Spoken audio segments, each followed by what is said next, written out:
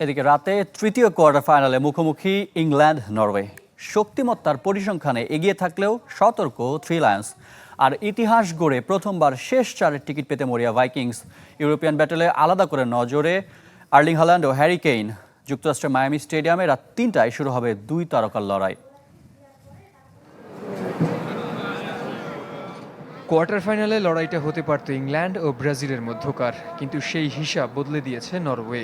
সেলেসাওদের বিদায় করে সেমির রেসে এখন থ্রি লায়ন্সদের পথের কাটা ভাইকিংস। ব্রাজিল ও জার্মানির পর বিশ্বকাপের রেকর্ড 11তম কোয়ার্টার ফাইনাল খেলার অপেক্ষায় ইংল্যান্ড। যদিও শেষ আটের ইতিহাস খুব একটা ভালো নয় তাদের। বিশ্বকাপে আগের 10 বারের চেষ্টায় মাত্র 3বারই জায়গা করে নিতে পেরেছে শেষ চারে। পরিসংখ্যানের বিচারে নরওয়ের বিপক্ষে ফেভারিট থমাস টুখেলের দল। আগের 12 দেখায় 8 বার জিতেছে থ্রি লায়ন্স, হেরেছে 2টিতে। সবশেষ 4 দেখায় ভাইকিংসদের বিরুদ্ধে শতভাগ ক্লিনশিট সাবেক চ্যাম্পিয়নদের। যদিও শেষ 6 বিশ্বকাপ নকআউট ম্যাচের 5টিতেই ইউরোপিয়ান দলের সাথে হেরে বিদায় নিতে হয়েছে ইংলিশদের। ইউরোপিয়ান জুজু ভাঙতে হবে নরওয়েকেও, কেননা বিশ্বমঞ্চে এর আগে কখনোই আঞ্চলিক কোনো প্রতিপক্ষকে হারাতে পারেনি দলটি।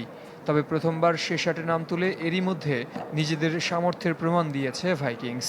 যদিও বিগ ম্যাচের আগে মাইন্ড গেম খেলেছেন কোচ সলবাকেন। আমাদের উঠে দাঁড়াতে হবে, স্পিড সকল অন্যায়ের বিরুদ্ধে রুখে দাঁড়ানোর এনার্জি পার্টনার। আমাদের চেয়ে ইংল্যান্ডের ওপর চাপ বেশি, কিন্তু আমরা আমাদের পারফরম্যান্সে জোর দিতে চাই। ছেলেরা শান্ত কিন্তু প্রতিদ্বন্দ্বিতার মেজাজে রয়েছে।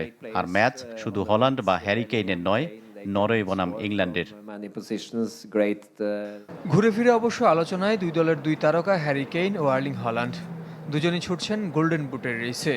4 ম্যাচে 7 গোল করে এমবাপ্পে মেসির পরই হল্যান্ড, আর 1 গোল কম নিয়ে তারপরেই কেইন। স্নায়ুচাপের ম্যাচে ইংলিশদের বাড়তি দুশ্চিন্তা 4 ফুটবলারের হলুদ কার্ড।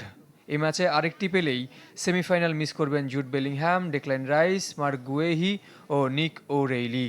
সরাসরি লাল কার্ড দেখে এরই মধ্যে নিষেধাজ্ঞায় জেরাল কুয়ানসাহ। বিপরীতে নিষেধাজ্ঞা আর ইনজুরিমুক্ত স্কোয়াড নিয়ে পুরোপুরি নির্ভর নরওয়ে। জহির সাগর, চ্যানেল 24।